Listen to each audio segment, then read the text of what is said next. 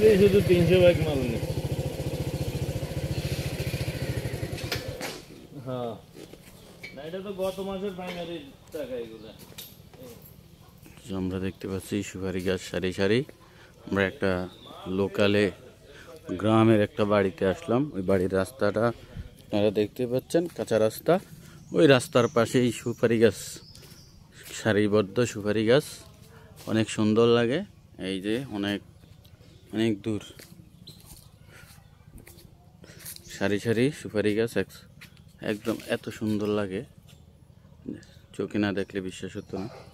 Video করলাম গ্রামের চিত্র, শরীফ মজুমদার ইউটিউব চ্যানেল থেকে। আপনারা দেখতেই পাচ্ছেন আমি একদম নির্জন গ্রামে, শাহরাস্তির লোট্টা লোট্টা গ্রামের পাশেই, একদম বর্ষাকালের কিছু সিন আপনারা দেখতে পাচ্ছেন।